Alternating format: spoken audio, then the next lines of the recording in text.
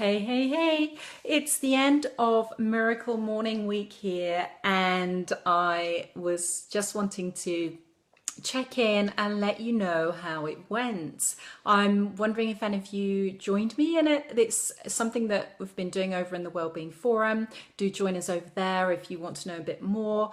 There's a video below also explaining a little bit about what the Miracle Morning is actually all about. So hi to everyone. I'm Sally from the Wellbeing Consultants. If we don't already know one another, let me know below if you have any specific questions about the topic today, and I'll dive right in whilst I'm waiting to hear if there are any. So this week, starting on Monday, I took it upon myself to set in place a routine, a morning routine called the Miracle Morning. It's quite a well-known process, and it's worked for hundreds and thousands of people.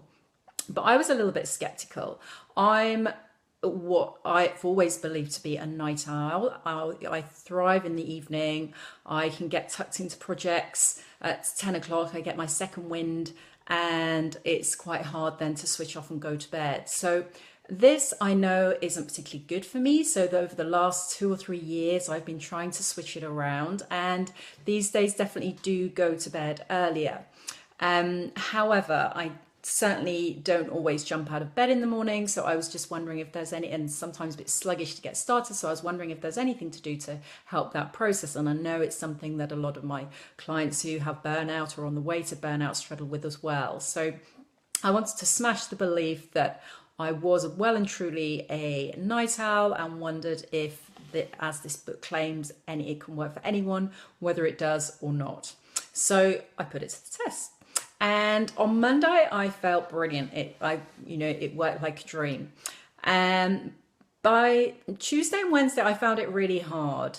I have to be honest. And by more like Thursday, Friday, I found my own groove with it. So it's an hour routine that includes things like exercise, affirmations, meditation, and it has all these things to fit in within an hour in the morning, preferably as early as possible before your main day gets going.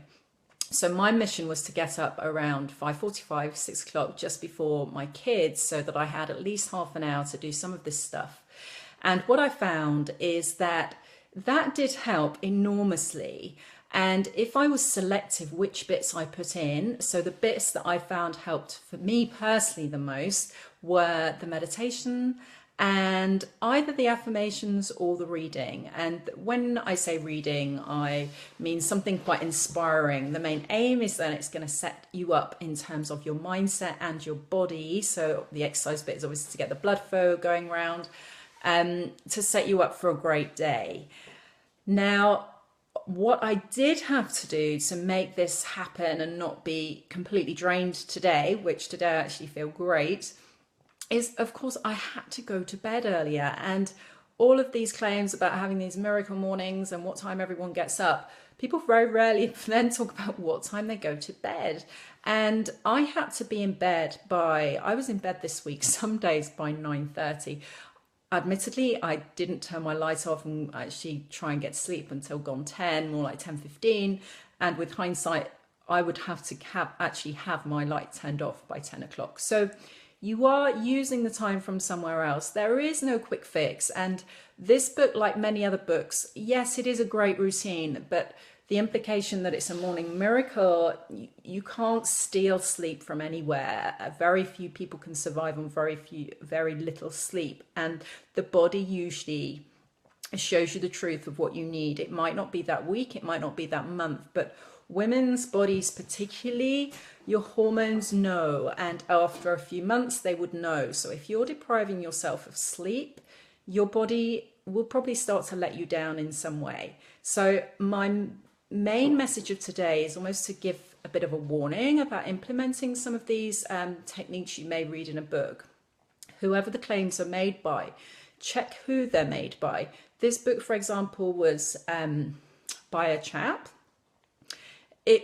Hormones worked a little bit differently in blokes as they do to women, for example. So that would be my first alarm bell, is how well do they know the people they're advising it to. So that's just an idea. I'd be totally happy to ask any questions. I'm not seeing any here. Do pop over in the Wellbeing Forum. You're very welcome to ask them there. It's a more private setting, so it feels much more safe to answer questions over there. So by all means, join us over there. I'll pop the link in below.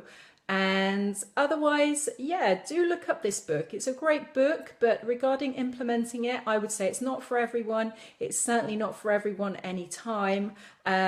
So be wise. If you're not sure, I'd be totally happy to jump on the phone and ask, just review whether your body needs a bit more tender loving care before you implement quite an extreme routine like this. So I also want to just celebrate Friday with you. Friday, I always find is a great way or great day to just celebrate your end of week and check in with what you really feel great about this week. So a big happy Friday celebration to you, and I look forward to connecting with you at some point soon.